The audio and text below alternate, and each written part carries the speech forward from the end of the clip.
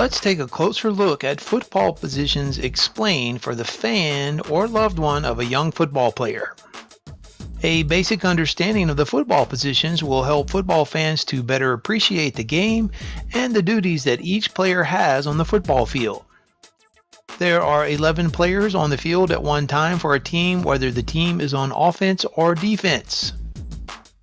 Just to be clear, a team is on offense when they have the football and are trying to drive the ball down the field to eventually score a field goal or a touchdown. A team is considered to be on defense when they are trying to prevent the other team from moving the ball down the field by making tackles and defending passes. Let's take a close look at what the quarterback is. The quarterback calls the plays in the offensive huddle and considered to be the leader of the offense. The quarterback may hand the ball off to a running back, or he may even run the ball himself in an effort to gain yardage. The quarterback may also throw passes down the field to receivers in an effort to move the chains on offense and pick up a first down to keep an offensive drive going. In essence, the quarterback drives the offense down the field and tries to do what he can to sustain offensive drives and prevent the offense from punting the ball to the other team. Running backs are the players who line up behind the quarterback unless the quarterback is in the shotgun formation. In that case, the running back may be lined up to either side of the quarterback. The running backs are given the ball in order to run up the center or down the sides. In many cases, running backs may be required to block for the quarterback while he attempts to pass the ball. Running backs are often asked to go out for passes too. Many of the passes may be short passes to either side of the field. Fullbacks line up close to or in front of the running back to block for them. The fullback position has become less common in many of the pass-oriented football offenses of today. A fullback is usually a strong player that may resemble the physique of a middle linebacker. It is rare that a fullback is required to run the ball very much. The center is an offensive lineman. He's one of the big guys lined up at the front. The center is the player that snaps the football to start the play.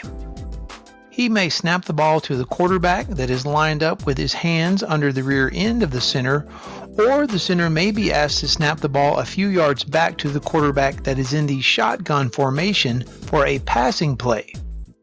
There are two offensive guards. These are the big linemen on both sides of the center. Their job is to block players that are in front of them. They may be required to dominate the defender in front of them by driving them backwards for a running play. They may also be asked to pass block by standing their ground and preventing the defender from getting past them to sack the quarterback. There are two offensive tackles. These are the big linemen on both ends of the line. They are also required to run block or pass block just as the center and guards are required to do. A strong and capable offensive line is an important part of any successful team. Depending on the formation the team runs, there may be a tight end on either side of one of the tackles. The tight end will be lined up just like a lineman in order to block for a running play. Tight ends are also allowed to go out for passes, and these are usually shorter pass plays. Tight ends are going to be big, strong guys that are frequently built like power forwards on a basketball team. A great tight end for a football offense can be a powerful weapon that they can utilize to help move the football down the field and score points. There are wide receivers on the far sides of the field on either side. These players are often tall and not as heavy as linemen. They are usually lined up by standing straight up in a ready position with their knees bent. Wide receivers may be asked to block the defender in front of them on a wide running play to their side of the field. Wide receivers are also required to run pass routes to elude defenders and get open in order for the quarterback to throw them the football. Wide receivers are expected to catch the ball while running fast while defenders try to prevent them from catching it. Wide receivers may end up getting the chance to score touchdowns on a regular basis on a team that likes to throw the ball. There are different amounts of wide receivers on the field at one time depending on the offensive formation that is called for.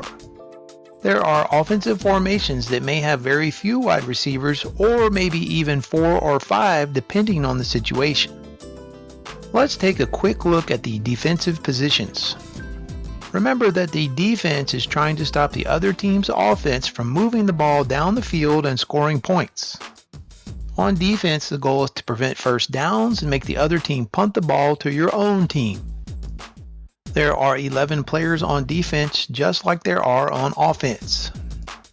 There are different defensive schemes and they may have different amounts of defensive linemen. There are sometimes 3 or 4 man defensive fronts depending on what the coaches want to do on defense. Defensive schemes and formations will also change throughout the game depending on where the ball is on the field and the down and distance situation. A short yardage situation for the opposing team's offense will likely have more defenders up front to try to defend the anticipated short yardage play. A third down and long distance to go for a first down may have a defense put an extra defensive back on the field to defend the anticipated pass play. There are usually 2 defensive tackles, and these big guys line up across the other team's offensive guards and offensive tackles. These big defensive linemen try to fight off blocks and tackle ball carriers on running plays. They are also expected to push back the offensive lineman in front of them to tackle or sack the quarterback before he can make his throw on passing plays. There are usually 2 defensive ends. These players are perhaps not as heavy as the interior defensive linemen. They try to get around offensive tackles to make sacks and stop running plays. There may be 3 linebackers on most defensive plays.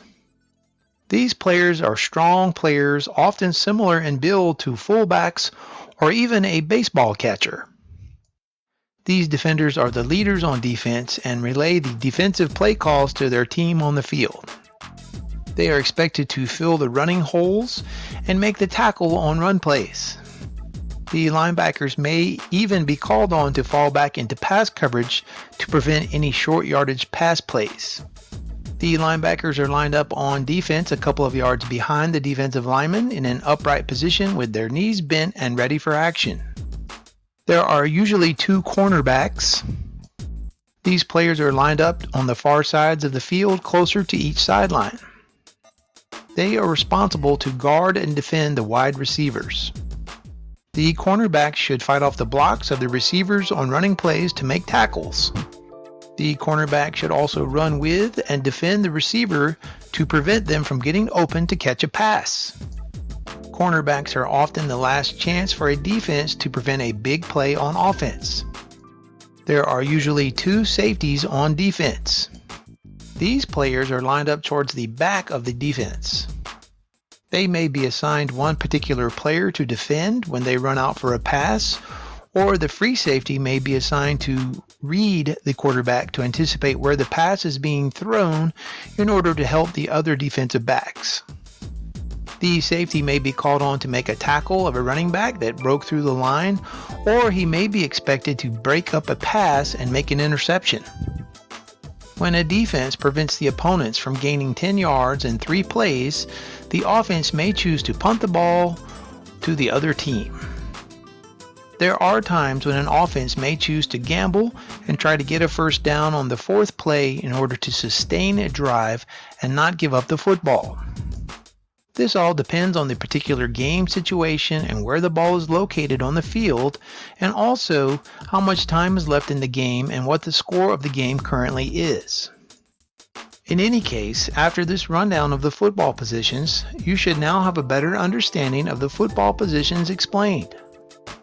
Be sure to leave a comment and let us know what football position you or your player plays. And be sure to subscribe to our channel for more great football content like this. Thanks for watching.